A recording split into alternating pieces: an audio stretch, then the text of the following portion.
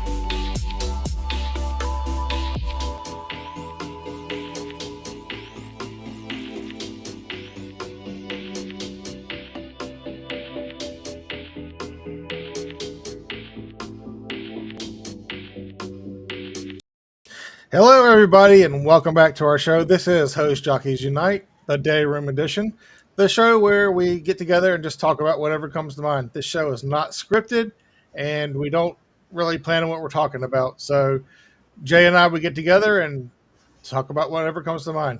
And good evening, Jay. How are you? I'm still fat and sassy from the Thanksgiving weekend. How about you? Same, same. Too much turkey, too much ham. Mm. Hey, But the good thing of it is I remembered Wednesday night to set my scales back 15 pounds. good one, good one. So, So, tonight, rather, it's 10 o'clock at night. Tonight, we're going to talk about uh, mill fires because Alamance County's had two of them in the past month. yep. And multi-alarm. We're talking every department in the county, plus departments responding from outside the county also. Um, the first one was in a town called Graham, North Carolina, and it was the old Culp fabric mill. Now, this mill had previously caught fire almost a year to the day. Uh, then it did. It was November the 12th that it caught fire the second time. And the second time, it was really, really going. It was rocking Firefighter, and rolling. yeah. Well, if you want to get technical about it, it had passed rocking and rolling his plumb up to talking shit. Um, this fire presented some challenges to the fire department as to the close proximity to homes to the building that had a 2-lane road going up the backside of it that had to be shut down.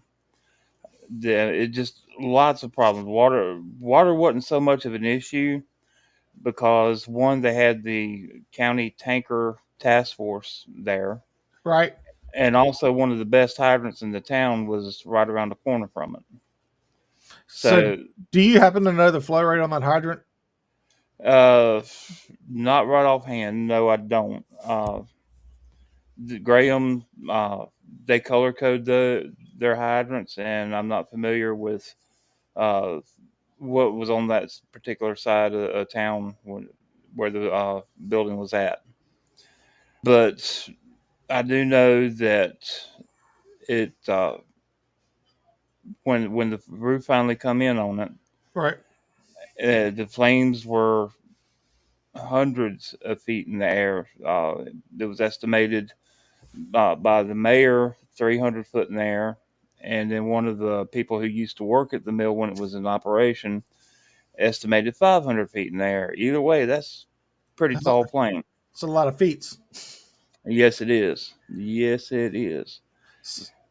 We were when we went, we parked about 3 blocks away from the fire building, and we could feel the heat with no problem whatsoever where we were at. And it was Right.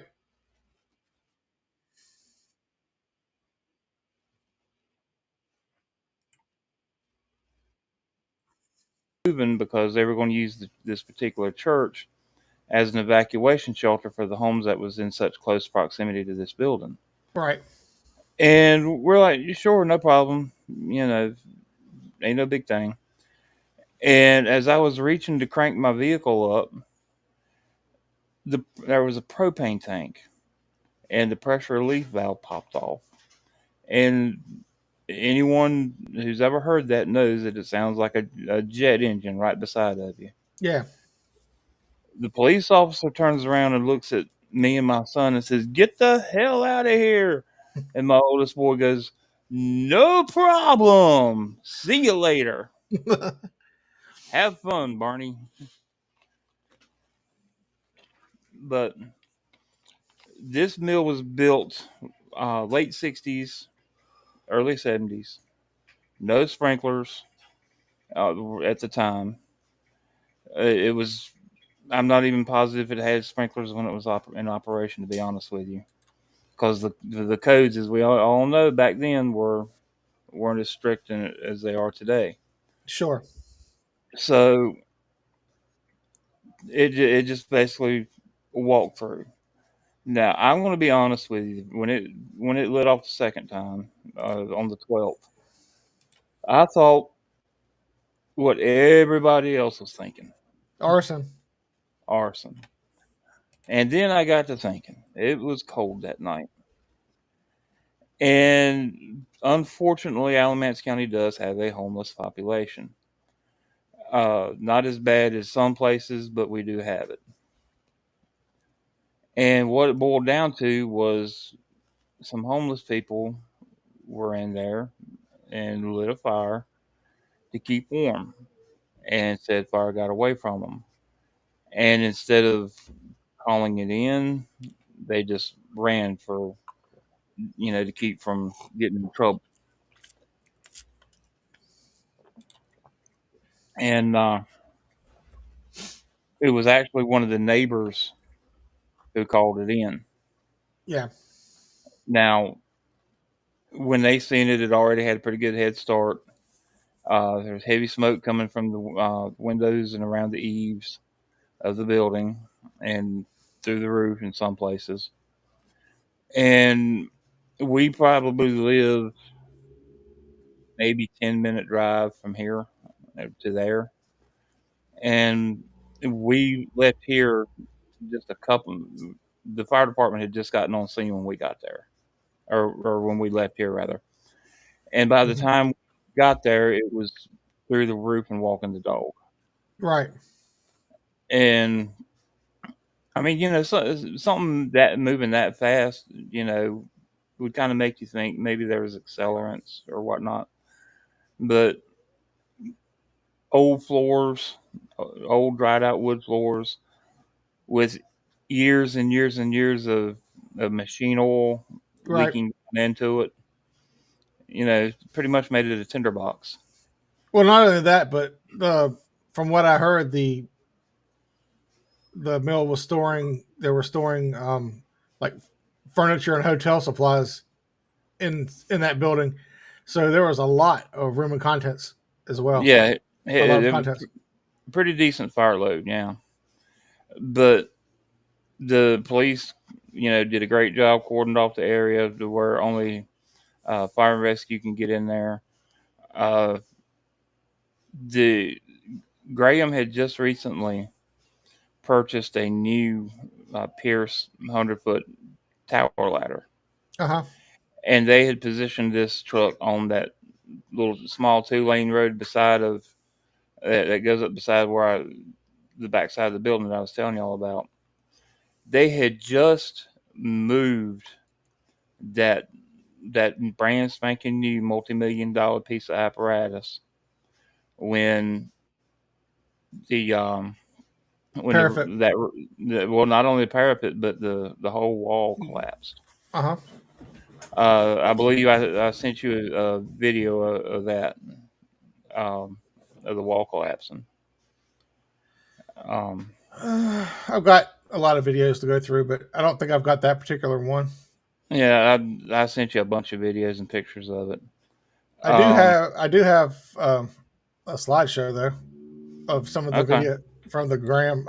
This is for the Graham one, the one in Graham. okay, And this is just a slideshow. I do have additional videos that are different clips. We can play them in a little bit as okay. well. So here's the slideshow.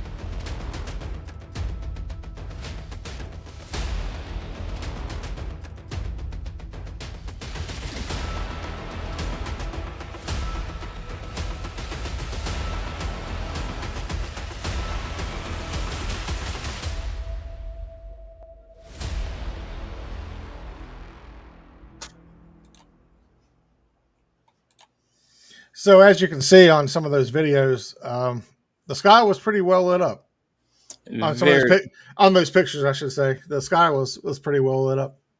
very, very much so.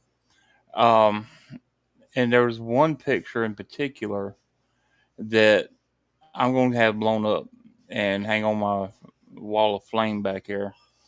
It between the fire and the smoke, it looked like the face of Satan.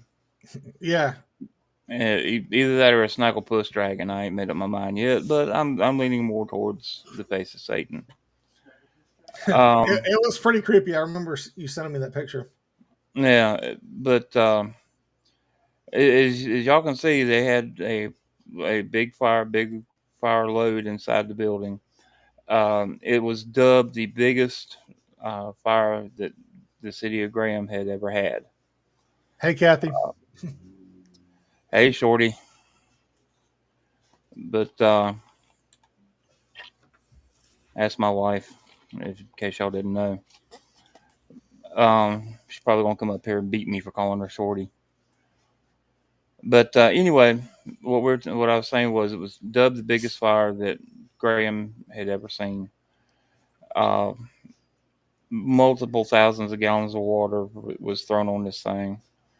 They had 4 ladder trucks, aerial towers. One Burlington Fire Department, Graham Fire Department, Hillsborough Fire Department, and Nevin Fire Department.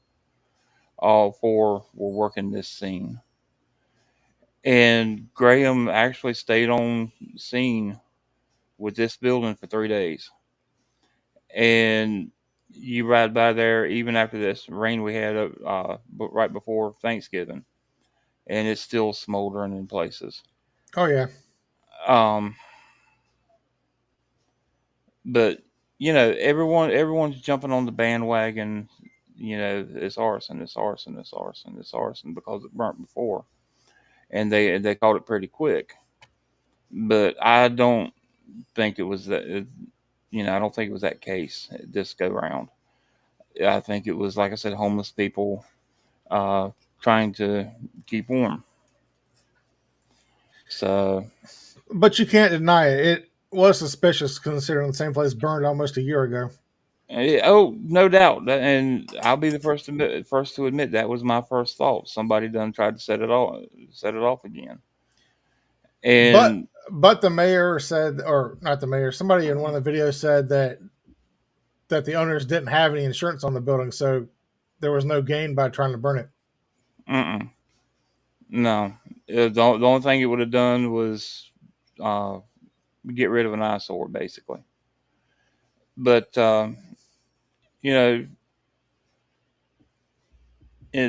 this a public service announcement or whatever you want to call it, folks. If you got the money to spare and you see someone homeless, get them a motel room or something, at least for one night. Say, get cleaned up and sleep in a warm bed for once. The county does have homeless shelters, but they fill up quick. Oh yeah, to capacity. Mm-hmm. And I mean, it's not to the point of Los Angeles to where there's large encampments and all like that, but you'll occasionally see them sleeping under a bridge or something like that, and it's kind of heartbreaking in a way. Yeah. So you were talking about the aerial apparatus. I think this might be it. I'm not 100% sure if that's the new one. It's or ladder 43. Is that the right one? Ladder 43. That sounds like Hillsborough, but you can go ahead and show it. Whatever. Okay, hold on.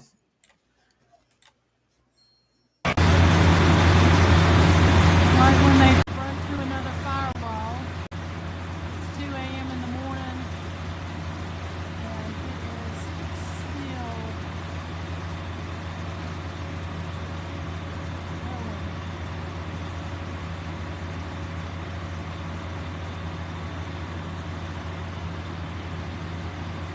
I've had to bring in some more tanker trucks.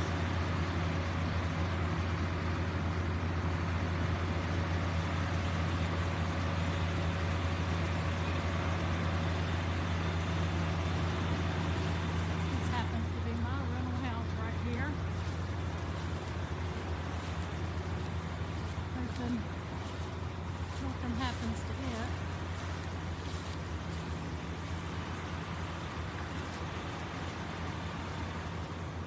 Let's see how many trucks and vehicles there are.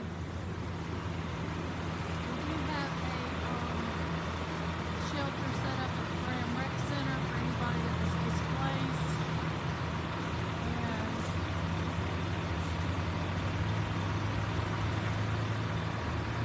we have tanker trucks coming in.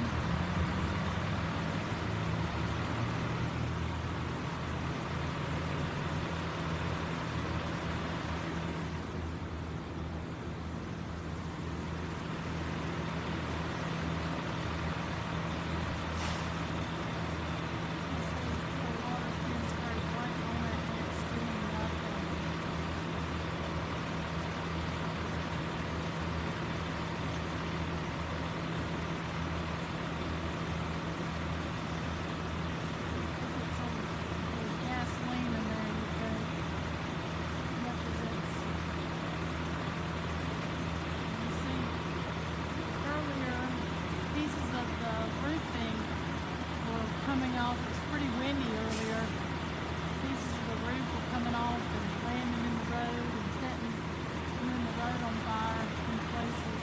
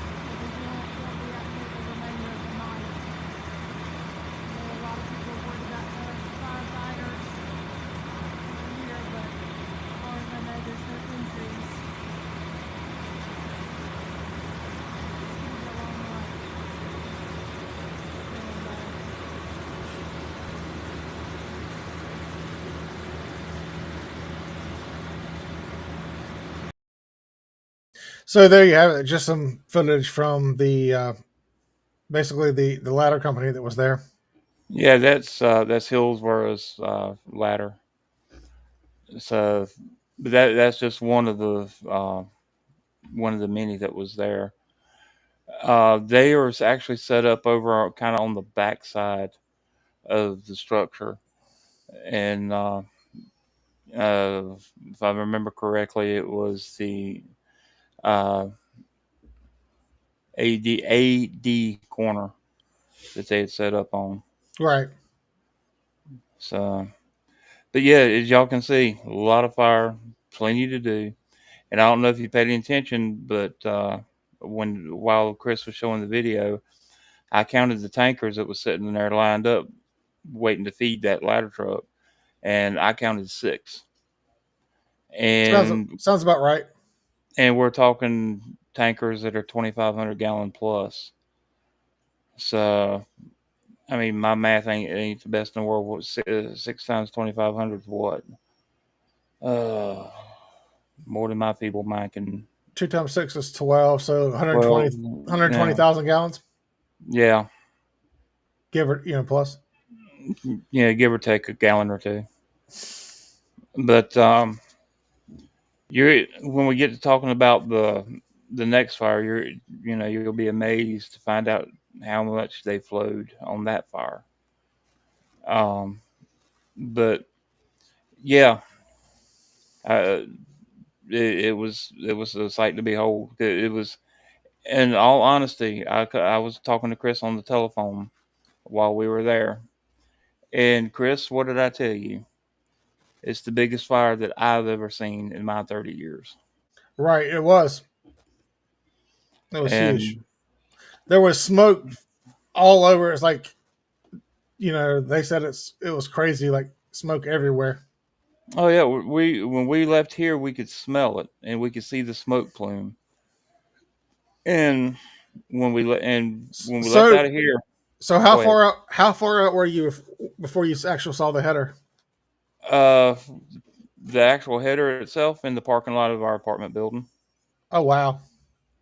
And when we got up to the stoplight where Maple intersects with Plantation, we could smell it real strong.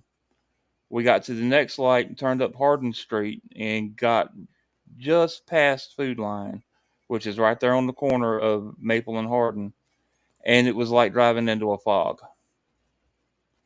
And the smoke had tracked that far, that low, and that heavy.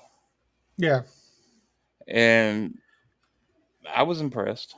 Well, I mean, the humidity was pretty low that night, so the smoke was laying pretty close to the ground. Yeah. And like I said, when I don't know if the roof come in or it finally busted out the windows or what, but we got about 3/4 of the way down Hardin Street before we had to make our next turn, and the whole world back over in there lit up. But like I said, I was impressed. That was the biggest fire I'd ever seen. Yeah, that's definitely not a we're gonna go crawling around inside that building. That was a hit it hard from the yard. Exactly. Set up your master streams, grab that donut from the canteen, and sit back. So I've got another video here, and honestly, I've looked at these a little bit, but there was just really no good way to identify what it is. But this is just another good look at what went on that night. See, I just saw the fire in that part right there. See, the whole thing was there. I mean, it just, see, it was all there, and then all of a sudden, are you trying to record my phone? I didn't catch the collapse, but see, I caught the aftermath. Look at that. Yeah. That was, yeah. Here. Wow. Yeah, it was high. There were embers going out. It started like there, like a little pile of leaves. A couple of that I don't think I do.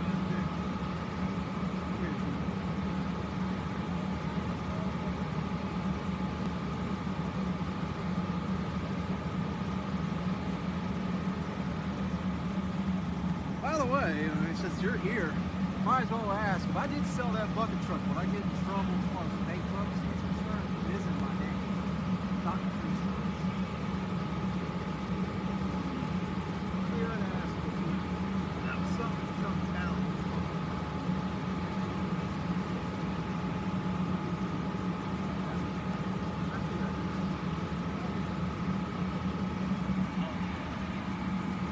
So all the houses here on Parker, all the way back to Trevor, have been evacuated.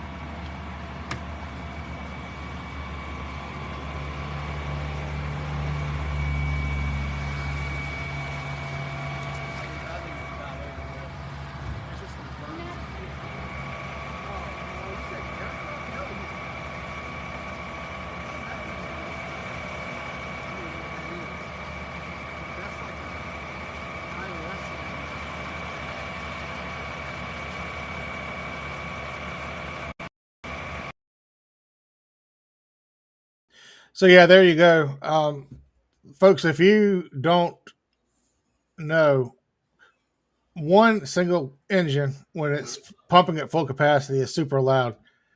Can you imagine having multiple engines and tankers running all at the same time in that same geographical area? It had to have been deafening. We could hear them where we were sitting at in the parking lot of the church, and like I said, we were about 3 blocks away, Right. and it was, you know, you're right. It's very loud. And there was no I apologize the way the videos are. There was no real chronological order to them because they were just sent to me randomly, and they didn't have any kind of chronology to them as far as what video happened at what point in the fire. I wasn't there, so I couldn't really tell you. But as you can see on the last video, there was actually pieces of debris that were like in the middle of the road, just laying there, still smoking.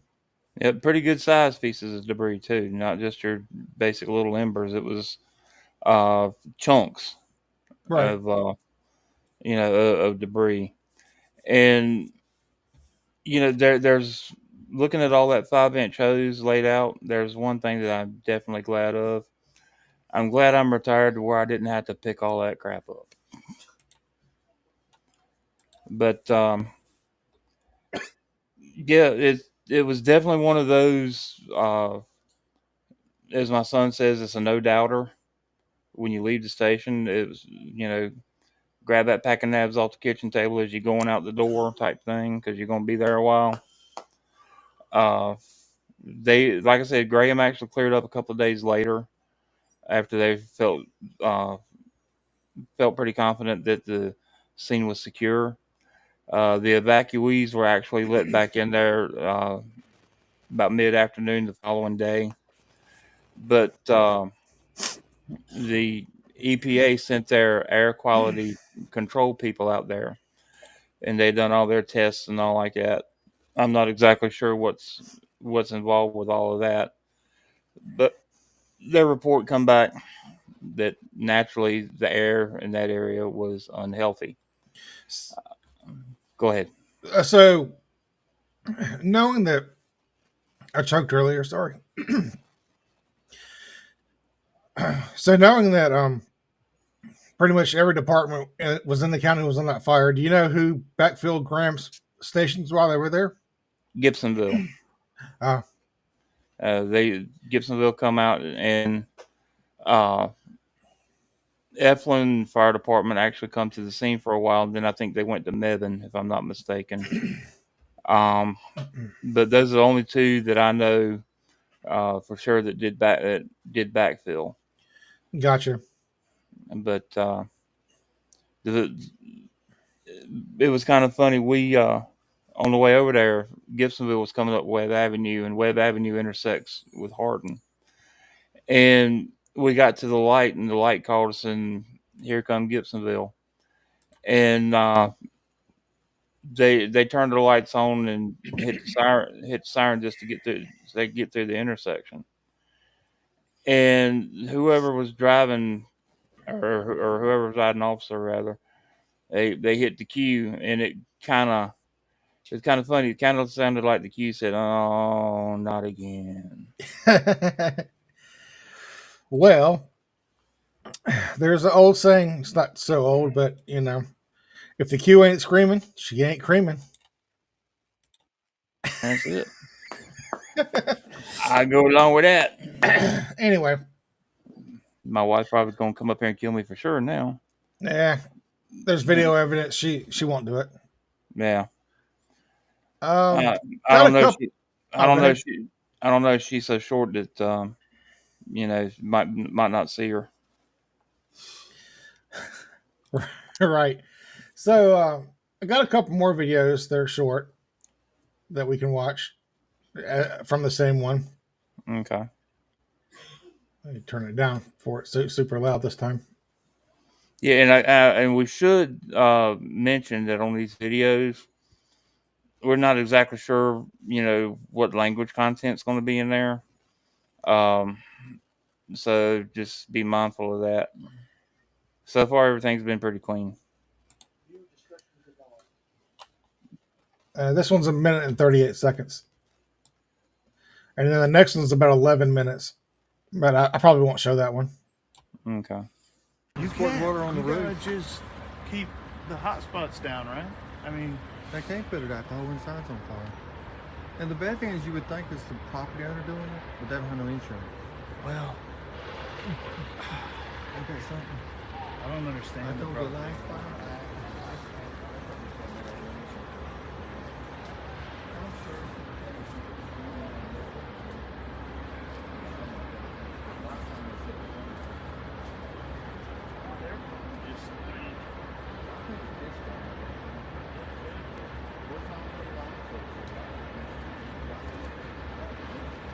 This guy's cut on and off as time, so it's I don't get it, but when you squirt the water on the roof, it's burning on the inside. If I put water on the outside, it's like this. Some people have squirt. that's what we think. I've been told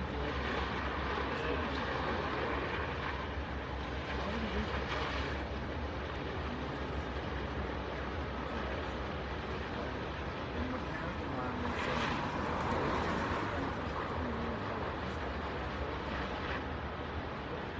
you know what's wrong about it?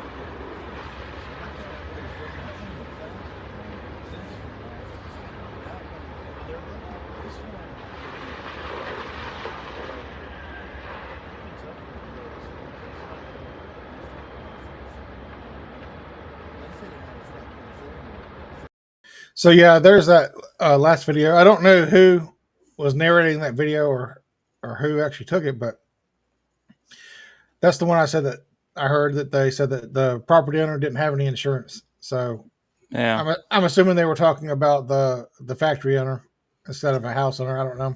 If I'm not mistaken, believe it or not, that was Danny's. That was the video that Danny had took, Oh, okay. and we had pulled up behind a bunch of people that was filming it, and Danny got out of the vehicle and went to the front of the vehicle and was filming. And I believe that was, if I'm not mistaken, that was one of his videos. Yeah, he was all on the Christmas lights over there. Now, but yeah, that was that ladder truck that you seen with the blue lights going up the ladder. That was Graham's new one. Oh, okay, gotcha. Yeah, because we went around there where they where this video was shot after the police officer asked us to leave. So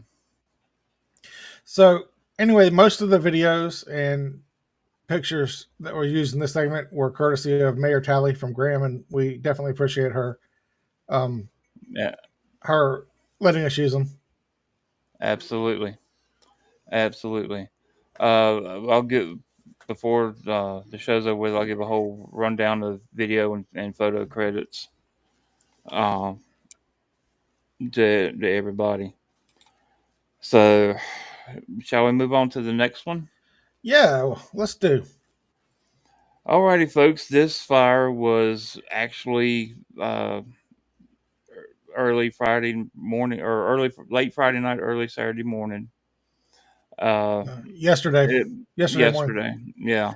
it was it come in about 4:00 in the morning, and it was the old Carolina fabric mill in a little bitty spot in the road, literally spot in the road, called Glencoe, North Carolina, or Glencoe / Hopedale, depends on which side of the water tank you live on. It was another large fabric mill warehouse. Chris, you got the pictures of it before the fire that I sent you? Yeah, I do. Hold on one second. Let me get them up here. Now some of the machinery and everything out of this mill is in the textile museum there in Glencoe, and and if I'm not mistaken, if I read it correctly, there's some in the textile museum in Raleigh. Okay, there's the video.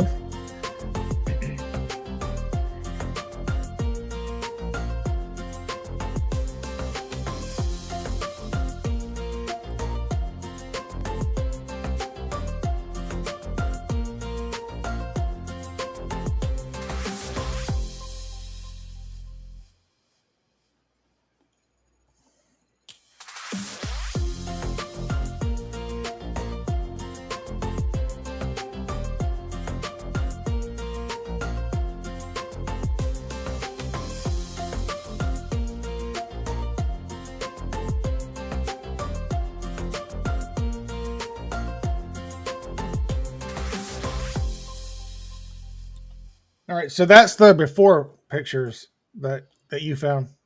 And I like that little Bob Marley feel that you had going there. So Do you now? yeah, I like Bob Marley. But you see the size of the building, 4-story brick construction. It had a loading dock off to the side that was single story, and that burned as well. And this fire had even more of a head start on the fire department than the fire in Graham did. Uh, like I said, the call come in at 4 o'clock in the morning, so something like that, you know, easy to get a head start on it when everybody's asleep. Oh yeah, for sure. Uh, there's a video, Chris. I think I sent it to you. I hope I sent it to you. Of before when the chief officer first arrived, they hadn't Mhm. even pulled. They hadn't even pulled the first line yet. All right, here we go. Let me cue this up.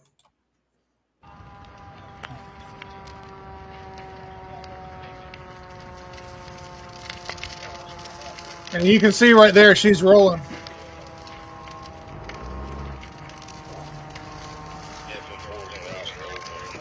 Go to operations and I'll take command.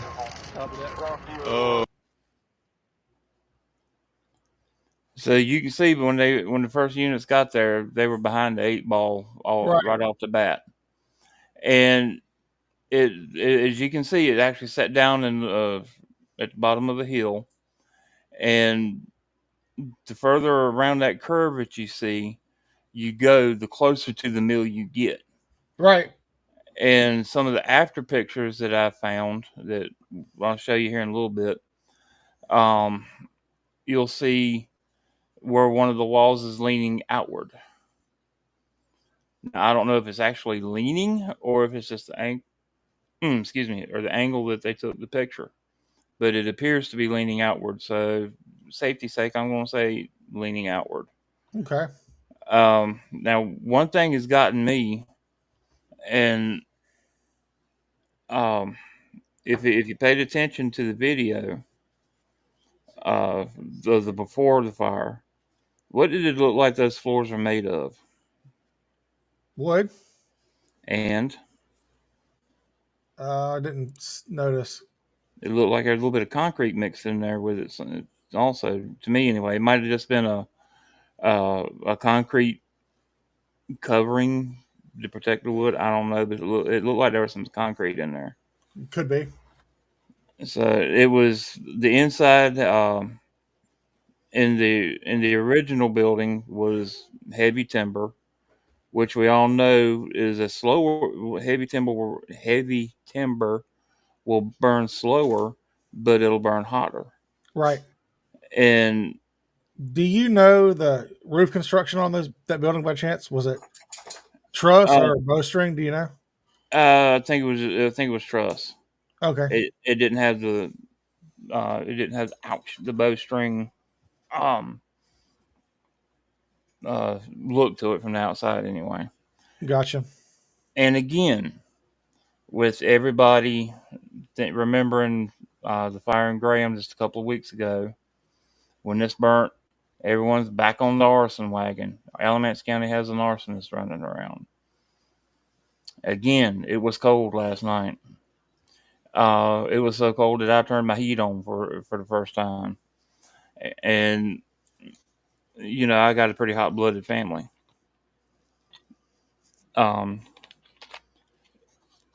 Homeless people going in there, trying to get warm. Wood floor, Right. and fire got away from them. Same thing. And those of you who are actually watching right now, if you want to jump in and send us a chat, feel free to make comments on what we're talking about. Give us your opinion. You know, it always just helps the show. Yeah, absolutely. Y'all make the show. When we do the live day rooms, y'all make the show. Now, here's the amazing thing to me. 285 and 90,000 gallons of water was used on that fire. And that's just from one apparatus. Did you happen to get an estimate on the gram fire? Do you know? No, but well, we figured that at just a few minutes ago that one ladder truck with the 6 tankers there, just at the base minimum at 2,500 gallon capacity was 12,000 and some change. 120,000. Or 120,000. I'm sorry. Yeah. So and they flowed for hours. Right.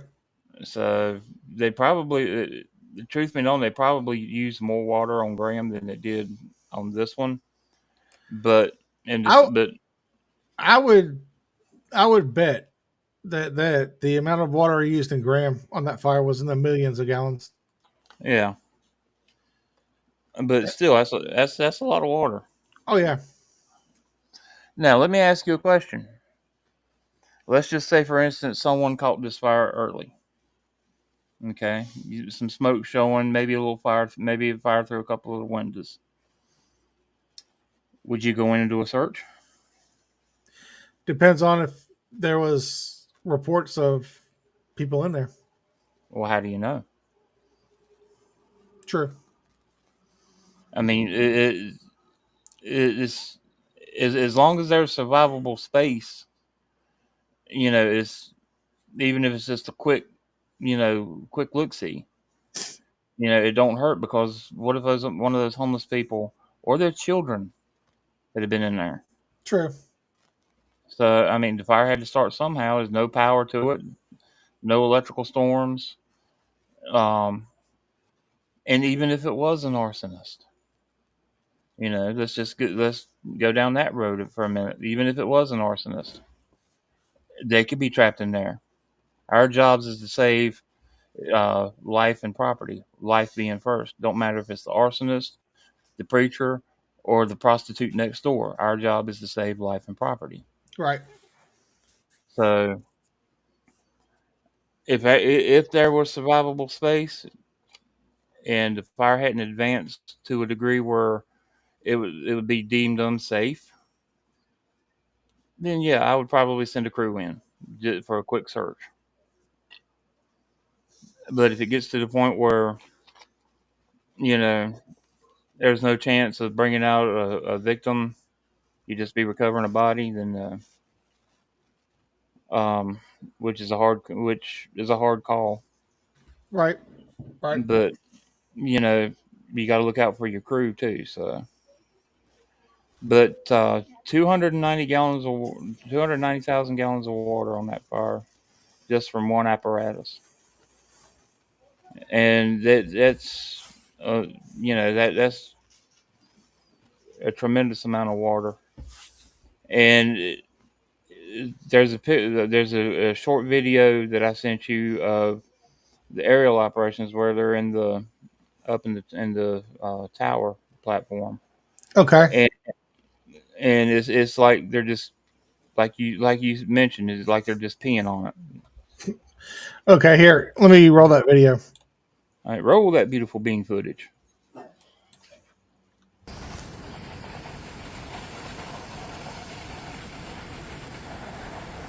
So it looks like literally it's crazy.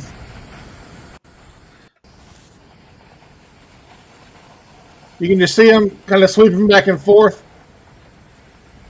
but not doing very much good. No.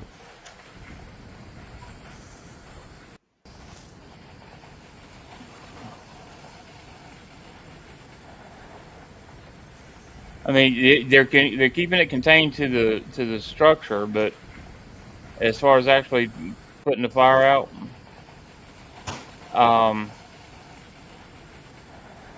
not so much.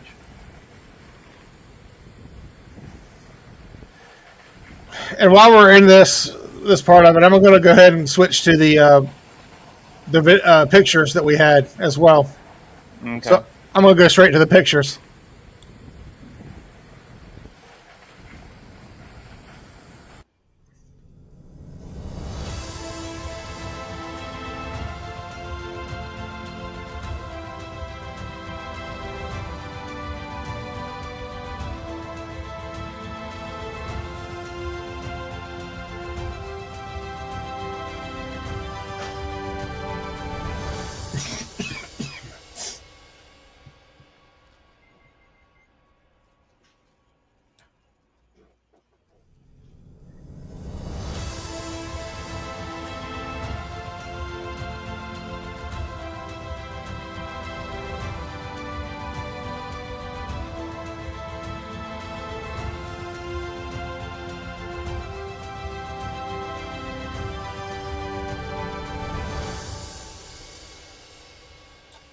And there you have it.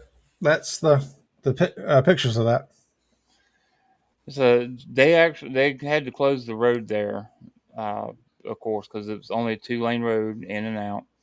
And as you've seen from the pictures of when they first arrived, the building was literally right up next to the road, and they had to close the road, so that led to other issues. As far as like these folks, where when you arrive on scene and see what you got, get your resources coming that you're going to need, and that way they'll be in place and ready to go. Uh, don't be afraid to call for um, more than what you think you need. Right. If you don't need them, you can always Yeah. cancel them.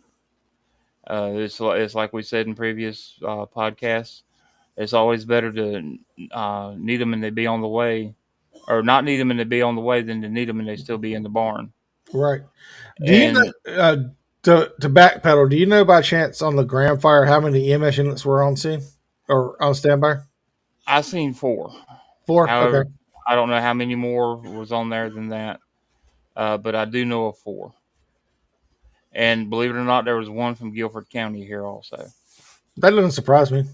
So, and for all I know, there was one from Orange County. But I know of seen 3 from Alamance, 1 from Guilford. So, Right.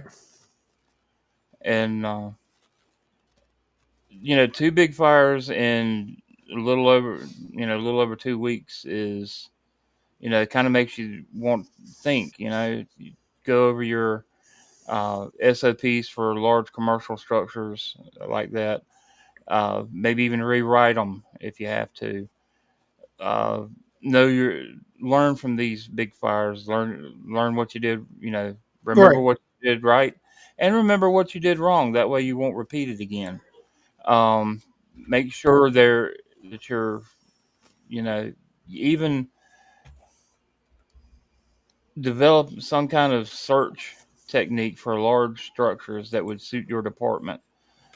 That, if there was somebody in one of these big mills that burnt, uh, you could have safely went in, done a quick search, and if you could, get them out. If you don't use them, if you don't have them, implement using taglines for your firefighters. I mean, that way you can anchor your firefighters together or to the entrance. Mm-hmm. That way, if you lose the hose line or you don't have a hose line, you get turned around. You can always follow your tagline back out. Yeah, and something like that. If you're going interior on it, and if you do lose lose the line, if you can find a hose line, it don't necessarily have to be the one that you come in with. But if you lose your hose line, if you can find another, remember this: smooth bump takes you to the pump. Yeah, that's all well and good, but I have a hard time distinguishing when I'm wearing gloves personally. The difference between that's just me personally. Tell me a firefighter who don't, and Uh, especially in a panic situation. yeah, But you know, with these big fires, like I said, look over your SOPs for large commercial fires. right. It won't hurt, because next time it could be your district. And again, this fire yesterday morning was the biggest that this uh, little community had ever seen. Um, and they actually had to go back out there again today because of a flare up. And again, they called out the tanker task force for it. And from what I understand, uh, they put an additional 30,000 gallons of water on it this afternoon. Doesn't So, surprise me. but these structures are going to burn until either burn themselves out, or we get a good torrential rain and the rain puts them out. You're not going to be able to hit every single solitary hot spot No. as much as you would like to. Um, but during this fire, they had a 3,000 foot lay of 5-inch hose relay pumping from the only hydrant there. Everything else was water shuttle. So 3,000 feet. That's 3/4 of a mile, yep. almost. And again, I'm glad I wasn't there to have to pick that up. Me too. So, but they had, if I'm not mistaken, an engine about every 1,000 foot or so, and the final one was going into Graham's ladder truck. So, which had the BC corner, and Burlington's ladder truck had the AD corner. So the video that we were watching from the bucket, I believe, would be from just looking at the pictures would be from Burlington. Yeah. So, but it's been a very, very active couple of weeks here in Alamance County, folks. It's been a very active couple weeks everywhere, especially Yeah, for wildfires, grass fires, whatever you want to call them. absolutely, absolutely. With the drought conditions and everything, the rain that we had did help some, but according to the news, there's still, we're still under drought condition. Yeah, we had one on the mountain, and then Siler City had two the next day. So, Tell them about your experience on the mountain. oh yeah, my first day on the job at my new station, we got a brush fire on the mountain. It was about 3 acres, and we were fighting fire on a 90-degree incline. Yeah, that's steep. Yeah. So we couldn't get any water up to it, so we had to use blowers and rakes to cut line. Oh, fun. And then you broke out the old Indian packs too, I'm assuming. That night, we had to go back that night for a rekindle, and we broke the Indian packs out that night. Yeah, those are always fun. Sloshing water down in your britches. But, well, folks, like I said, review. It's not going to hurt for you to review your strategies, tactics, SOPs on large commercials. Review your search and rescue plans for large commercials. I mean, and it don't have to even be a hosiery mill. It could be Walmart or oh yeah, any large commercial structure. Walmart's got a huge fire load. Absolutely, and if you look up, the truss is just a truss ceiling, and we all know that those trusses don't hold strength very long in hot conditions. Under heated conditions. Mm-hmm. They don't have much inside that'll burn as far as the building goes, but it's got a huge fire load right in the middle. If you look at right in the middle of the stores where everything is, all the shelves. Yep. And all the mixed products they have, chemicals, wood, plastic, just you name it, it'll burn. Yep, fabric, you name it, they got it. Yeah, and then if you have a Walmart Auto Center, then that's even worse. That's just because they've got batteries and chemicals and tires and everything else on display there. Mm-hmm. And you can have the nicest, prettiest, cleanest turnout gear in the world. You go into a fire where there's tires burning, you're gonna come out looking like a bucket of tar dumped on your head. So definitely keep in mind of keeping your gear clean also. Right. So back when I first started and was coming up, it was, the dirtier your gear was, the saltier you were. And then firefighters started getting cancer, and then they're like, hey, look, let's try this. Let's keep our gear clean, get rid of the carcinogens. Let's go to the clean cab theory. Don't, nothing dirty inside the cab. And,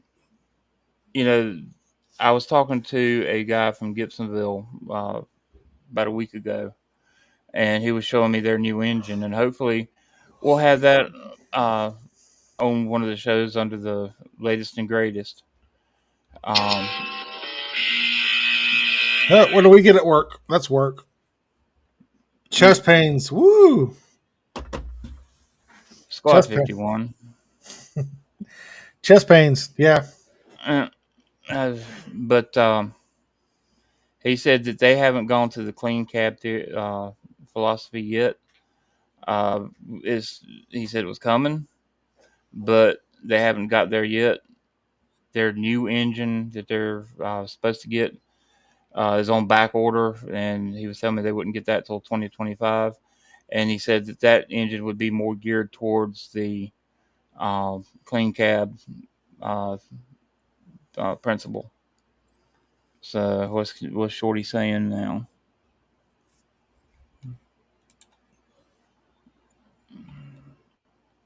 Oh, she said also you have ammo and cleaning supplies and all the pesticides of Walmart that catches fire too. True. Good point. Yeah, very good point. Very I good forgot. point. I forgot about ammo. Well, the good thing about ammo is if as long as it's not in the barrel of a gun, Yeah, it'll just pop. It'll just pop when it gets into it. When it is loaded into a firearm, then that's when you got to watch out. But she's definitely right about the pesticides and whatnot, because who knows what once everything combines together, what kind of ethyl methyl bad shit that'll make. Well, while we're on ethyl methyl bad shit and knocking down Walmart, what is the worst hazmat truck that goes down the highway? UPS. Walmart. All right. Well, UPS also. Walmart is because they don't have over 1,000 pounds of any single product, so they don't have to be placarded. And they have mixed loads of everything they sell. So it could be batteries, it could be flammables, it could be anything, and you don't know what's in those trucks because they're not placarded. And same thing with a UPS truck also. Yeah. Mm-hmm. But if you want to believe in rumor, and if you want to believe conspiracy theory, you remember back in the mid '90s, all these USA trucks that you would see running around. Oh yeah. It was said that they were taking spent nuclear rods from the nuclear power plants and taking them wherever they take them to dispose of them. How much truth there is to it, I don't know. We will cover that on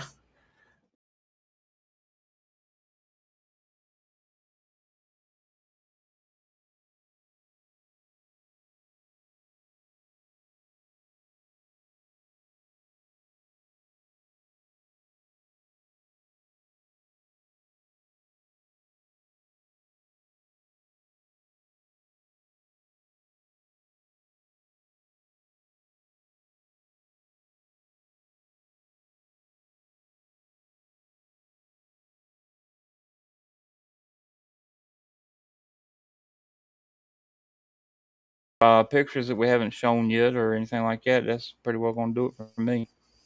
Nope. That's all I've got. I want to shout out the photo and video credits to everybody that helped us out with this for the Graham fire, the Culp Mill Fire. Mayor Jennifer Talley, City of Graham Mayor, Judge Allen, John Rose, and Jennifer Pickard.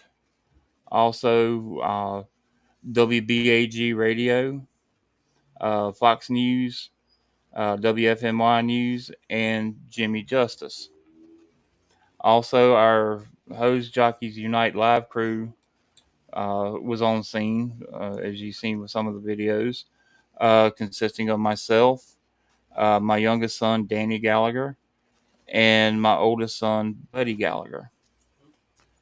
Now, the fire that took place yesterday, I want to thank Kim Martin, who lived right there, literally almost beside of it.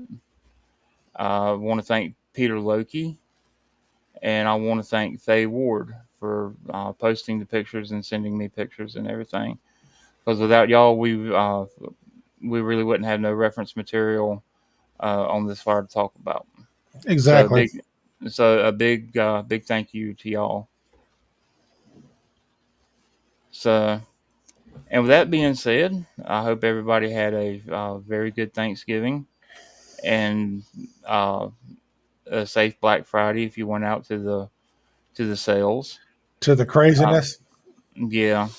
I didn't see any videos of any fights that broke out at Walmart over a Cabbage Patch doll or anything like that. So I guess everybody behaved herself. So, but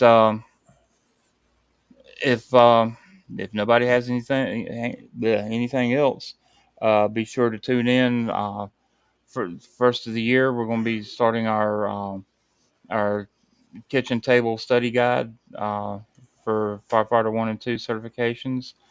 Again, this is not for certification. It's just more or less of a study guide. It's To help. not accredited. No. This is just more or less a study guide from an old fart who's had 30 years in the job. We'll be using the NFPA Essentials Manual 7th edition and whatever off the internet that we can find that would help out. As you just seen, we have our other show, the Enigma Theory, coming up, and we got a lot of big things coming up this year. So y'all stay tuned. And with that, I'm going to go ahead and basically do a little housekeeping while we're still on the air. If you are interested,